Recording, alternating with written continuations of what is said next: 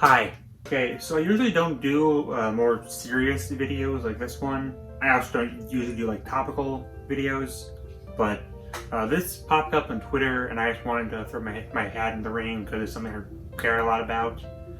Top 10 Train is still coming, it's half edited, but for now, I actually don't want to talk about this. Also, obviously, major spoilers for the entirety of Amphibia, specifically the finale for each season. So first thing I want to make clear, I'm on the autism spectrum. High functioning, I don't think I have Asperger's, but yeah, that's me. I mentioned it briefly in the Lemongrab video, but I don't bring it up often because, well, like a lot of people with ASD, I'm kind of uncomfortable with it. It's weird, but whatever. I actually want to talk about autism in a video for the longest time, but I didn't really know what to talk about it in. This video by Two Ruins really says anything I ever could. But it is really something that means a lot to me, because as infrequently as it is represented in media, usually by code characters, not full-on canon confirmed ones, they help me kind of understand myself. SpongeBob is the most obvious one. At this point, he's like an honorary autistic character, with how often he's brought up in discussions. More recently, there was Peridot and Trapta, and probably the first non-Sponge character I really connected to in this way was Nurgle Jr. from The Grim Adventures of Billy and Mandy, who was extremely antisocial, socially awkward, has trouble making friends, extremely close to his parents, and is a half-demon. He's just like me, for real! It actually kind of makes sense that Junior feels so much like someone on the spectrum, since the show's creator, Maxwell Adams, has Asperger's, though it was diagnosed after the show was ended. In fact, the three leads were confirmed to all be autistic by Max. But sadly, when it comes to these four, only one of them is canonically autistic. Autism rep is very extremely rare, especially in cartoons where it's really only in adult cartoons as a form of mockery. Most obvious example is Rick from Rick and Morty, who, while confirmed autistic, like a lot of his quirks in the show, it goes back and forth on if it's a good or bad thing. But yeah, autism rep is extremely rare, usually fall into mockery or just full on disability superpower. It's no surprise though there's been a lot of autism headcanons, like the three I mentioned above. And that leads us to Amphibia and Marcy. I mean this with full love, and it's time like these where I'm glad no one watches my videos, because this is hundreds of be taken out of context, but Marcy from Amphibia is the most autistic, non-autistic thing in existence. She's obsessed with anime, video games, and tabletop games. She's always looking for something to do, specifically for more knowledge. She has trouble making friends and picking up cues. She's a short attention span. She's an eye for details, anything strange, and in general has a tendency to hyperfocus. Looking at all this, it's very clear why I and many people headcanon her as autistic. But obviously, headcanons aren't real, and I'm fine with that. The show's creator, Matt Braley, even said in an interview that while she wasn't made with it in mind, she could become canonically autistic if it fits the story. I was happy to see some merit for this, but I just kind of assumed that this is as far as it would go, especially after the show ended. While Braley did confirm some things like Sasha being bi and Totally and the Mayor being gay, this wasn't brought up at all, and I was fine with that, honestly. It is until recently. An interview with Amphibia crew came out recently, and among other topics, they confirmed Marcy being on the spectrum, as she was actually studied and diagnosed by actual psychologists. This made Marcy the first canonically autistic character in a Disney animated show, and the second canonically neurodivergent one, following Luz being confirmed as having ADHD. Obviously there was a lot of cheering from fans on this, and everyone was happy. Then the internet decided to be itself. Yes, remember that scene where Marcy was grabbed by Big Daddy Keith David Salamander and forced into a truly painful experiment where she loses control of her own body? With the confirmation that Marcy is autistic, this scene got a lot of scrutiny posthumously, since it now has some unfortunate implications. In less than a day, people complaining about the unfortunate implications of this and its other things like Anne and Sasha's treatment of her started to overpower the amount of people celebrating that she's ASD, and it got to the point where Braley had to step in, say he's not qualified enough to weigh in on the subject, and basically resign the confirmation that she was autistic, saying it's up to interpretation. So basically, Marcy no longer canonically has ASD. Let's talk about this. Okay, let me make this perfectly clear before we go on. I have no disrespect whatsoever for Braley or the creators of Amphibia. This is their show. I respect what they're doing. I love the show, obviously. And I honestly really respect Braley for being a bigger man, saying he does not have enough knowledge of this subject and he steps out and just kind of leaves it to itself. He doesn't say something he might regret. He admits that he has more to learn. I respect that a lot, and I respect his opinion because this is his character, this is his show, he can do whatever he wants. With that being said, this whole controversy, I guess you would say, exposed a lot of things to me.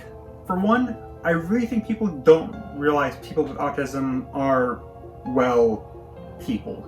Yes, Marcy is fictional, How people view her and other autistic and coded autistic characters really made me realize this. Yes, this scene is extremely uncomfortable. But it's not uncomfortable because, oh no, someone autistic is getting tortured and absorbed into a hive mind. It's uncomfortable because, well, a human child is getting tortured and absorbed into a hive mind. You would be uncomfortable no matter who that was. Autistic people are people too. We're not some separate species. Yes, there's comparisons you can draw here, but that clearly wasn't intended. Marcy isn't targeted by Andreas because she's autistic. It's because of her mind, yes, but because of her intellect. He literally states that. Amphibia is a dark show. It feels weird saying that, but it's true. Sprig and Polly are traumatized by the herons that killed their parents, and it's portrayed as genuine trauma and borderline PTSD. Andreas is gaslit by his genocidal, racist, and classist father to portray his friends, and literally sacrifices herself in the finale.